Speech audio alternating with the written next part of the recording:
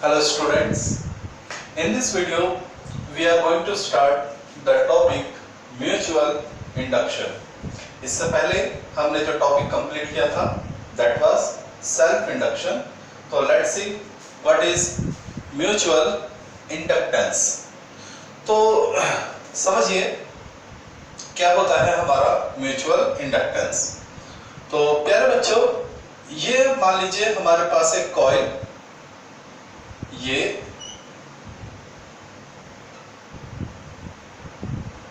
हमारे पास एक कॉइल, इसको मैं बोलता हूं कॉइल C1, ओके। और इसी के पास मैंने एक दूसरा कॉइल लिया इसी के नेबर में, दिस इज कॉइल C2। जरूरी नहीं है नंबर ऑफ टर्न क्या हो, सेम, डिफरेंट भी हो सकते हैं, ठीक है। तो we have a coil C1 and coil C2, दोनों की लेंथ डिफरेंट हो सकती है, दोनों के एरिया डिफरेंट हो सकते हैं, दोनों के नंबर ऑफ टर्न डिफरेंट हो सकते हैं। चलिए, तो हमने क्या किया, ये जो कॉइल C1 है इसको हमने एक बैटरी यानी करंट सोर्स से कनेक्ट कर दिया है। We have connect the coil C1 by a current source, और you can say that battery. This is our की positive terminal, negative terminal, okay. और ये जो हमारा दूसरा कॉइल है प्यारे बच्चों, इसको मैं अटैच कर देता हूं एक गैल्वेनोमीटर से,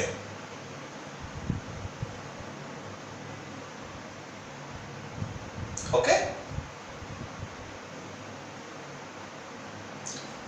लेट्स सी। तो we have the two coil C1 and C2. Coil C1 is attached by a current source and the coil C2 is attached by a galvanometer. तो प्यारे बच्चों, होता क्या है, जैसे ही हम इस की को ऑन करते हैं, ये की हमने क्या किया, ऑन, ठीक।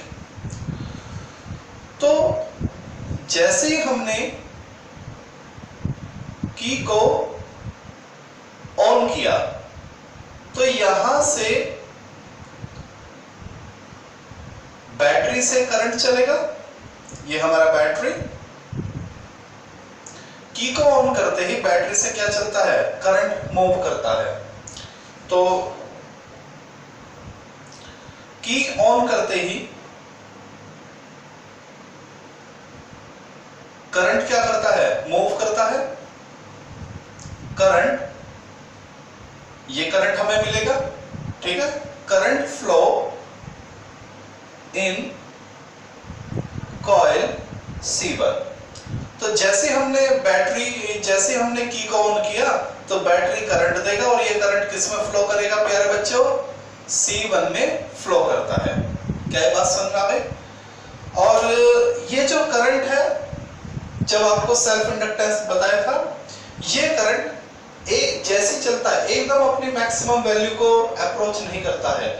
ये करंट किस तरह से फ्लो करता है, 0 टू मैक्सिमम 1। मान लीजिए बैटरी कितना करंट दे सकती है, 4 एम्पियर करंट दे सकती है, तो ये करंट कैसे चलेगा, 0 1 2 3 4 4 4 4, मैक्सिमम के बाद कांस्टेंट हो जाता है, ठीक है।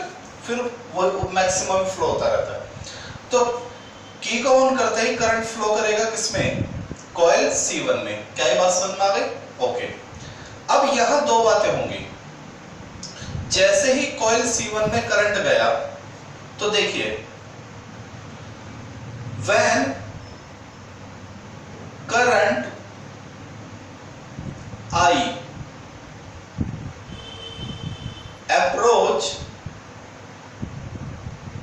0 to maximum, जब ये करंट I 0 से मैक्सिमम होगा तो हमें इस गैल्वेनोमीटर में एक डिफ्लेक्शन मिलता है। When current I approach 0 to maximum, there is a deflection in galvanometer. क्या ये बात समझ में आ गई? जैसे ही हम इस की को ऑन करते हैं, जैसे ही की को ऑन किया, ये गैल्वेनोमीटर एकदम डिफ्लेक्शन देता है। बात समझ आ गई? लेकिन कब तक देगा? जब तक ये आई 0 से कहां ना पहुंच जाए, मैक्सिमम। क्या ये बात समझ में आ गई? अब ऐसा क्यों हुआ? देखिए, जैसे हमने की को ऑन किया, बैटरी करंट देगा और मान लीजिए बैटरी ज्यादा से ज्यादा 4 एम्पियर करंट दे सकता है। तो सबसे पहले 1, जैसे ही 1 एम्पियर करंट आया, इसमें क्या आ जाएगी? एक मैग्नेटिक लाइन आ जाएगी। ये करंट, अब ये जो मैग्नेटिक लाइन है, ठीक है, इसके पास में कौन रखी हुई है? Coil C2। तो ये जो मैग्नेटिक लाइन है प्यारे बच्चों, ये अपने नेबर में रखी हुई कॉइल में से भी पास हो जाती है। जैसे ये करंट हुआ 2, तो इसमें एक और मैग्नेटिक लाइन आएगी C1 में, और वो किससे भी पास होगी? C2 से भी पास होगी। जैसे इसमें करंट हुआ 3, एक और मैग्नेटिक लाइन बनेगी और C1 में, और वो किससे गुजरेगी? C2 से भी जाएगी। जैसे करंट हुआ 4, तो एक और मैग्नेटिक लाइन आएगा और वो किस में से? वो C2 में से भी जाएगा। यानी जितना भी मैग्नेटिक फ्लक्स C1 में बनेगा, वो किसको भी अप्रोच करेगा? C2 को भी अप्रोच करेगा। Why? Because C2 is very close to C1। Coil C2, C1 and coil C2 are very close to each other, क्योंकि ये दोनों क्या है? एक दूसरे के बहुत ही ज्यादा क्लोज रखे हुए हैं। ओके, तो जितना भी मैग्नेटिक फील्ड यहां बनेगा, वो इसमें से भी क्रॉस होएगा। तो जब करंट की वैल्यू 0 से मैक्सिमम जाती है, तो फ्लक्स की वैल्यू भी चेंज होएगी, और वही फ्लक्स की वैल्यू किस में चेंज होएगी? C2 में भी चेंज होएगी। तो C2 कॉइल के अंदर एक इंड्यूस करंट बन जाता है, और उसी की वजह से गैल्वेनोमीटर क्या करता है? डिफ्लेक्ट करता है। क्या ये बात समझ आ गई? अब जब ये करंट मैक्सिमम वैल्यू को अप्रोच करेगा, पहले तो 0 से मैक्सिमम जाएगा, 0 से मैक्सिमम जाएगा, तो फ्लक्स में चेंज C1 में, वही फ्लक्स में चेंज C2 में होगा, इंड्यूस करंट C2 में बन जाएगा, गैल्वेनोमीटर डिफ्लेक्ट करेगा। लेकिन जब ये करंट मैक्सिमम पहुंच जाएगा, when I become after I become maximum, और जैसे ये I maximum पहुंच गया, no deflection in गैल्वेनोमीटर, तो हम देखते हैं गैल्वेनोमीटर में कोई डिफ्लेक्शन नहीं आया। यानी जो डिफ्लेक्शन आता है वो शुरू में आता है, जैसे ही की को ऑन किया तभी कुछ सेकंड के लिए डिफ्लेक्शन आया।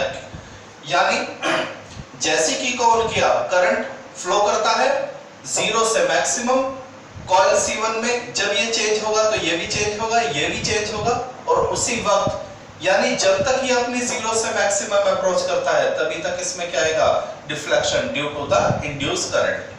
क्या ये बात समझ में आ गई प्यारे बच्चों? ओके, तो after I become maximum, no deflection is in galvanometer. Okay, अब आगे बढ़ते हैं। नंबर 2 बात, अब हम इस की को क्या करेंगे? ऑफ करेंगे। हम इस की को क्या करते हैं? ऑफ करते हैं। ठीक, तो देखिए, की ऑफ, आप जैसे ही इस की को क्या कर देंगे? ऑफ करेंगे। तो की को ऑफ करते ही, जैसे हमने सर्किट को क्या करा? ओपन करा, यानी की को क्या कर दिया? ऑफ कर दिया।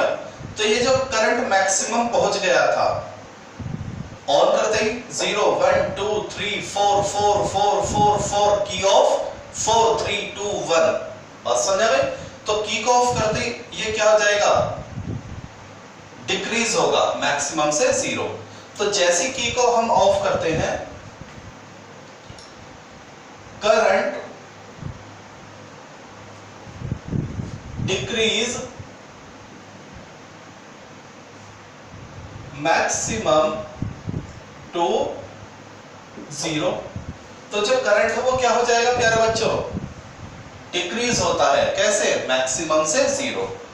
तो जब करंट डिक्रीज होगा तो कॉइल C1 के अंदर जो मैग्नेटिक फ्लक्स बन रहा है वो भी कम हो जाएगा, और जितना कम C1 में होगा उतना ही कम किसके अंदर हो जाएगा, C2 के अंदर।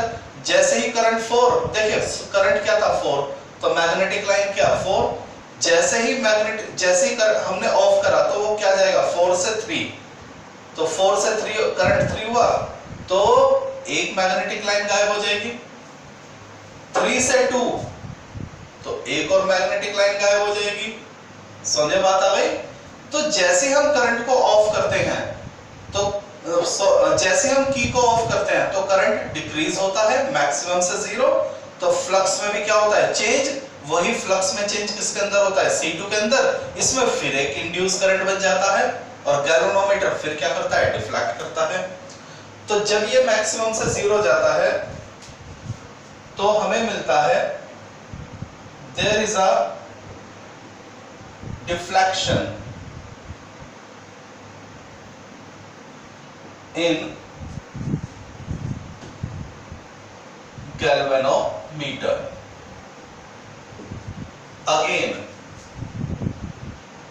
Again there is a deflection in galvanometer, और जब ये करंट डिक्रीज होते हुए 0 आ जाता है, when I become 0, no deflection in galvanometer। तो ये जो पूरी कहानी मैंने आपको बताई, तो इसमें आपको क्या समझ में आया?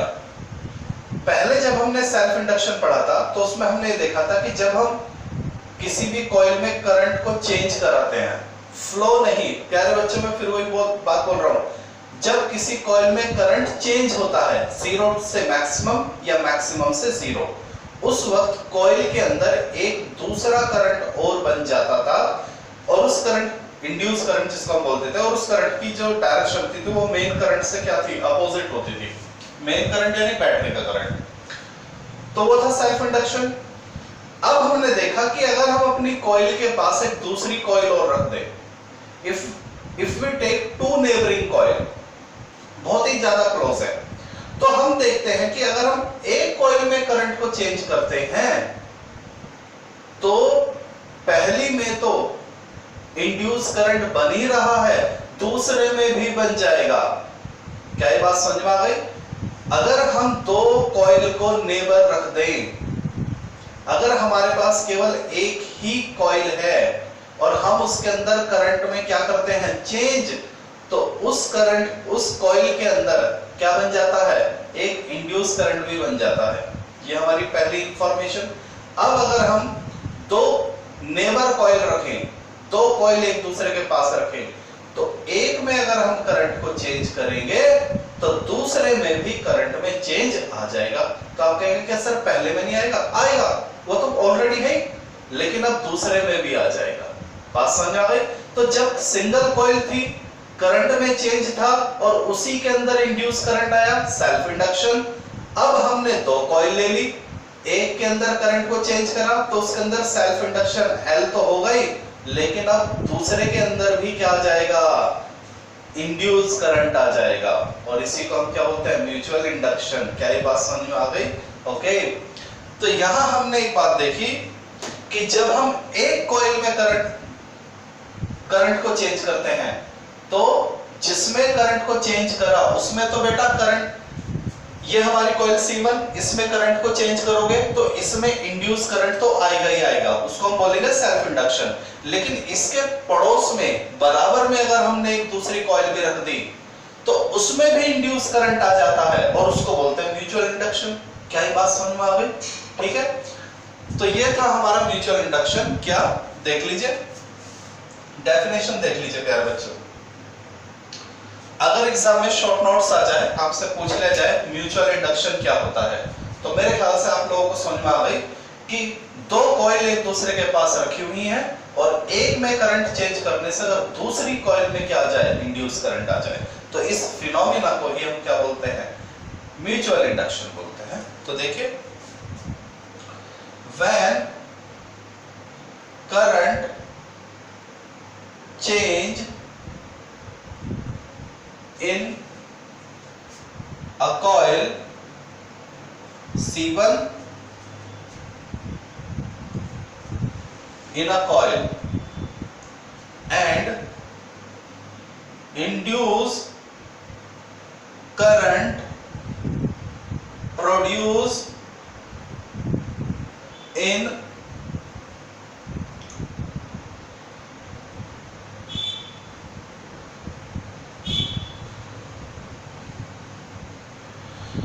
when current change in a coil and induce current produced in neighbor coil, this is called mutual induction, mutual inductance। आ गई बात समझ में? क्यों भाई प्यारे बच्चों? This is the definition of mutual inductance। तो ये था हमारा म्यूचुअल इंडक्शन की डेफिनेशन। मैंने सिर्फ डेफिनेशन बात करी है, ठीक है। अब हम इसको हम रिप्रेजेंट करते हैं प्यारे बच्चों M से। सेल्फ इंडक्टेंस को किससे रिप्रेजेंट किया था? L से। सेल्फ इंडक्टेंस L से। म्यूचुअल इंडक्टेंस को हम किससे रिप्रेजेंट करेंगे? M से। अब हमें इस M का क्या फॉर्मूला देखना है। ये M क्या है ये हमें देखना है, ठीक है। चलिए इसको करते हैं।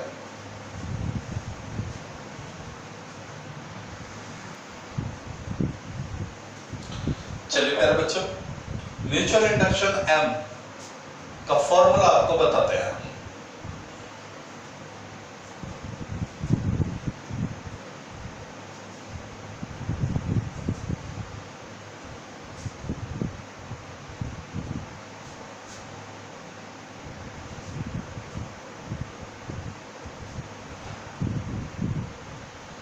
सेल्फ इंडक्शन और म्यूचुअल इंडक्शन दोनों ही काफी इंपॉर्टेंट टॉपिक हैं और एग्जाम में, हर साल बोर्ड के एग्जाम में दोनों में से एक टॉपिक बहुत ही फेवरेट होता है, एग्जामिनर पर जरूर पूछा जाता है। चलिए, तो अभी तक जो बताया वो आपने नोट डाउन कर लिया होगा। अब आगे बढ़ते हैं, म्यूचुअल इंडक्शन देखते हैं, फॉर्मूला क्या होगा इसका। तो प्यारे बच्चों देखिए, ये हमने कॉइल लिया, कॉइल C1, और इसके पड़ोस में ही ये हमने कॉइल लिया C2। Is that clear? Okay, समझना पूरी कहानी को। मैंने बोला जरूरी नहीं जितने, ठीक है ना, दोनों कॉइल के नंबर ऑफ टर्न अलग हो सकते हैं, लेंथ अलग हो सकती है, एरिया अलग हो सकता है। तो हमने क्या करा, ये कॉइल मेरा C1 था, इसको मैंने एक करंट सोर्स से क्या किया, अटैच किया। ये मेरा दूसरा कॉइल था और इसको मैंने केवल गैल्वेनोमीटर से अटैच करा। ओके, अब जरा देखिए प्यारे बच्चों क्या होता है, थोड़ा सा नोमेनक्लेचर समझ जाइए। टॉपिक टफ नहीं है, सिर्फ नोमेनक्लेचर, नोटेशन समझिए, ठीक है ना प्यारे बच्चों। तो देखिए प्यारे बच्चों, जैसे मैं इस की को क्या करता हूं, ऑन करता हूं, तो इस बैटरी में से क्या करंट चलेगा। Okay, current. अब ये करंट किस में है, कॉइल C1 में, तो मैं इसको लिखूंगा I1। करंट किस में है प्यारे बच्चों, कॉइल C1 में, तो मैंने इसको क्या लिखा, I1। ये बात समझ आ गई? ओके, अब जैसे की को ऑन किया तो ये करंट कैसे मूव करेगा, 0 1 2 3 4 मैक्सिमम तक जाएगा। जैसे जैसे ये करंट इंक्रीज होगा तो कॉइल के अंदर भी मैग्नेटिक फील्ड क्या होता जाएगा, इंक्रीज होता जाएगा। इसकी वैल्यू 1, एक मैग्नेटिक लाइन बन जाएगी और वो किस में से पास होगी, C2 में से भी। Why? Because C2 is very close to C1, दोनों बहुत ही ज्यादा क्लोज हैं। डायग्रामेटिकली मैंने थोड़ा सा गैप दिखा दिया है, otherwise they are very close to each other. Current पहुंचा दो मैग्नेटिक लाइन, करंट पहुंचा तीन मैग्नेटिक लाइन, करंट गया चार मैग्नेटिक लाइन। यानी जैसे जैसे करंट इंक्रीज होगा मैग्नेटिक फील्ड भी क्या होगा, इंक्रीज होगा। क्या ये बात समझ में आ गई? ओके।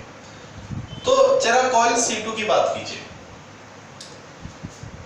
C1 में से जो फ्लक्स निकलेगा, C1 का जो फ्लक्स होगा phi1, C2 के अंदर जो मैग्नेटिक फील्ड बनेगा B1, और कॉइल C2 में से जो मैग्नेटिक फ्लक्स निकलेगा phi1, और कॉइल C2 में से जो मैग्नेटिक फील्ड बनेगा उसे हम क्या बोलेंगे, B2। बहुत ही सीधी सी बात है। कॉइल C1 में जो फ्लक्स बनेगा phi1, कॉइल C2 में जो फ्लक्स बनेगा phi2, कॉइल C1 में जो मैग्नेटिक फील्ड बनेगा B1, और कॉइल C2 में से जो मैग्नेटिक फील्ड बनेगा B2। क्या ये बात समझ में आ गई? ओके। तो जरा समझिए प्यारे बच्चे, म्यूचुअल इंडक्शन, जैसे ही ये करंट चेंज होगा तो कॉइल C1 में भी इंड्यूस करंट आ जाएगा और कॉइल C2 में भी इंड्यूस करंट आ जाएगा। क्या ये बात समझ में आ गई? ओके। अब जरा ध्यान देना, यहां जो फ्लक्स होगा किसके अंदर, C2 के अंदर, वो फ्लक्स क्या होगा, phi2। भाई कॉइल C2 का जो फ्लक्स होगा वो क्या होगा, phi2। क्या ये बात समझ में आ गई? तो देखना, एक करंट, एक मैग्नेटिक लाइन, एक मैग्नेटिक लाइन, करंट दो मैग्नेटिक फ्लक्स, दो मैग्नेटिक फ्लक्स, तीन करंट, तीन मैग्नेटिक फ्लक्स, तीन मैग्नेटिक फ्लक्स, करंट चार मैग्नेटिक फ्लक्स, चार मैग्नेटिक फ्लक्स। यानी ये जो phi2 है ये किस पे डिपेंड कर रहा है, जल्दी बताइए। फ्लक्स डिपेंड कर रहा है I1 पे। प्यारे बच्चे, जितना करंट यहां चेंज होगा उतना ही फ्लक्स यहां चेंज होगा, उतना ही फ्लक्स यहां चेंज होगा। तो इस कॉइल C2 का जो फ्लक्स है वो किस पे डिपेंड करेगा, I1 पे ही तो डिपेंड करेगा। क्या ये बात समझ में आ गई? Okay. phi2 flux of coil 2, current of 1, बात समझ में आ गई? ओके। अब इस प्रोपोर्शनलिटी को हटाने के लिए, हम एक कांस्टेंट लगा देते हैं m। क्या ये बात समझ में आ गई? इस m को ही कहते हैं म्यूचुअल इंडक्शन। अब ये म्यूचुअल इंडक्टेंस हुआ किसका, C1 का या C2 का? C2 का। हम देखिए इसका तो हुआ सेल्फ इंडक्टेंस, जिस करंट में कॉइल है उसका सेल्फ इंडक्टेंस, और जिसमें हम करंट, दूसरी जो कॉइल है इसमें तो कोई करंट नहीं है ना।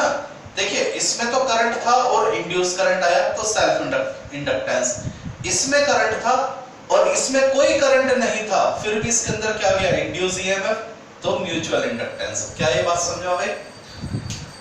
जिस कॉइल में करंट है और उसी के अंदर हम क्या चेक करते हैं, इंड्यूस करंट चेक करते हैं, तो सेल्फ इंडक्टेंस। लेकिन हमने एक कॉइल में करंट फ्लो कराया पर उसके पड़ोस में रखी हुई कॉइल के अंदर क्या करा, चेक करा इंड्यूस करंट, तो म्यूचुअल इंडक्शन। तो ये म्यूचुअल इंडक्शन किसका हुआ, ये म्यूचुअल इंडक्शन हुआ 2 का, कॉइल 2 का म्यूचुअल इंडक्शन किसके रिस्पेक्ट में, 1 के रिस्पेक्ट में। क्या ये बात समझ में आ गई? तो M21 is equal to phi2 over I1। देख लीजिए, क्या ये बात समझ में आ गई? ओके, समझाते हैं।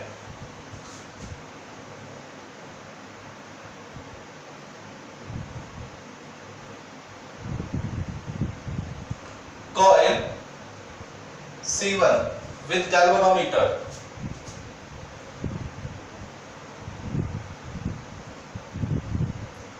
बैटरी की कॉइल C2,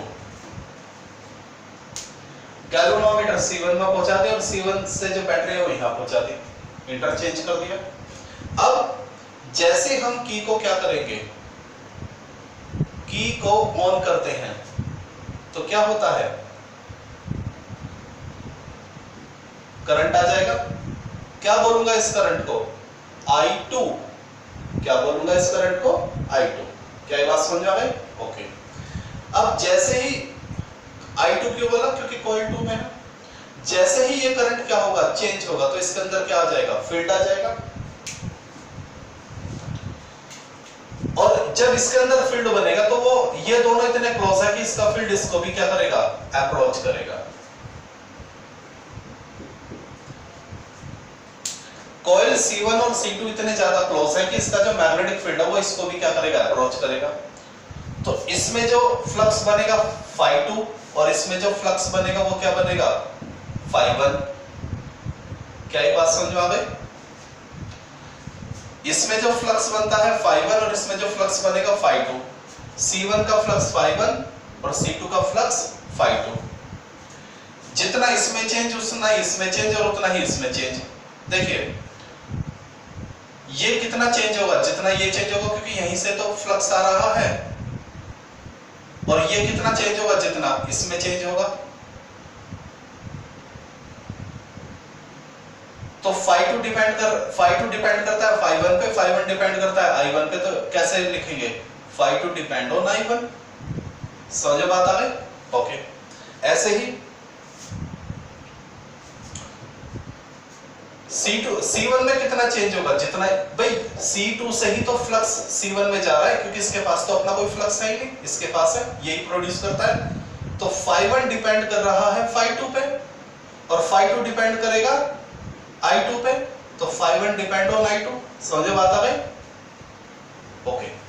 तो ये जो करंट, ये जो फ्लक्स होगा Φ2, ये डिपेंड करेगा I2 पे।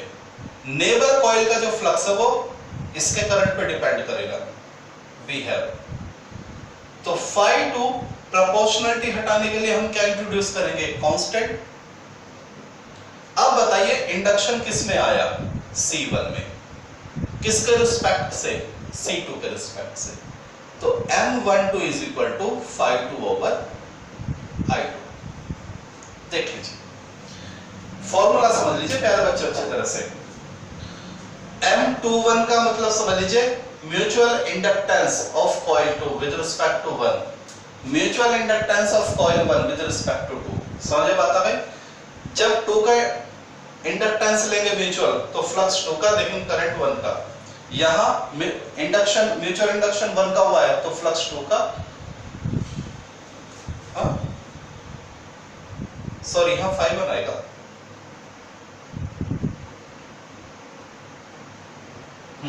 अब सही है, क्लियर हो गया। जिसका म्यूचुअल इंडक्शन उसी का फ्लक्स, लेकिन करंट दूसरे का। वैसे मेरे ख्याल से आपको समझ में आ गया होगा।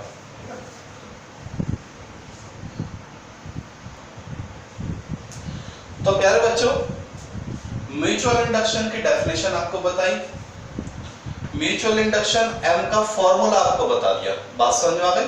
ओके। अब कुछ और बातें जो आपको समझनी है। M is scalar, SI unit of mutual inductance is Henry. Why? क्योंकि सेल्फ इंडक्टेंस और म्यूचुअल इंडक्टेंस दोनों को किसने डिस्कवर किया था, सर जोसेफ हेनरी। बात समझ आ गई? तो इसीलिए इनकी यूनिट भी क्या रखी गई, हेनरी। 1 मार्क्स में अगर क्वेश्चन आ जाए, who discover self inductance, Joseph Henry, या हेनरी भी कर सकते हो। Who discover mutual inductance, Joseph Henry या हेनरी। ठीक है, डिस्कवर बाय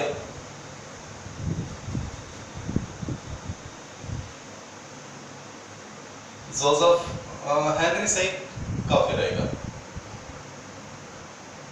ठीक है, अगर आप पूरा नाम लिखना चाहें जोसेफ हेनरी, ठीक है, अदरवाइज इतना भी चल जाएगा।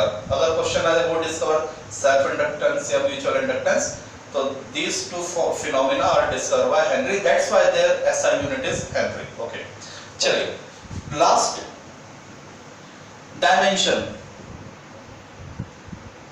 तो इसकी डायमेंशन वही होती है जो सेल्फ इंडक्टेंस की डेफिनेशन होती है, L equal to 5 over I, M equal to 5 over I। तो फ्लक्स की डायमेंशन अगर क्लियर है तो इसकी भी डायमेंशन हो जाएगा। वहां मैंने आपको बताया था फ्लक्स की डायमेंशन अगर याद है तो ये आ जाएगा। तो इसकी डायमेंशन होती है ml2 t-2 a-2, रटी हुई होनी चाहिए, ठीक है। ड्राइव कैसे हुई थी ये मैंने पिछले यूनिट में, फ्लक्स की यूनिट हमने कभी जब एक पूरा वीडियो मैंने बताया था, एक वीडियो बनाया था पूरा मैग्नेटिक फ्लक्स का, तो मैंने वहां फाई की फ्लक्स फाई की डायमेंशन कैसे निकाली जाती है वहां पूरा बताया था, ठीक है। तो I will not waste time here. तो अगर आपको फाई की डायमेंशन क्लियर है तो करंट की तो ए होती है, हो जाएगा। तो प्यारे बच्चों इस वीडियो में मैंने आपको क्या बताया, म्यूचुअल इंडक्शन की डेफिनेशन, म्यूचुअल इंडक्शन का फॉर्मूला और ये उसके बारे में कुछ प्रॉपर्टी, ठीक है। इन द नेक्स्ट वीडियो हम इसको थोड़ा सा और ब्रीफली एक्सप्लेन करेंगे म्यूचुअल इंडक्शन।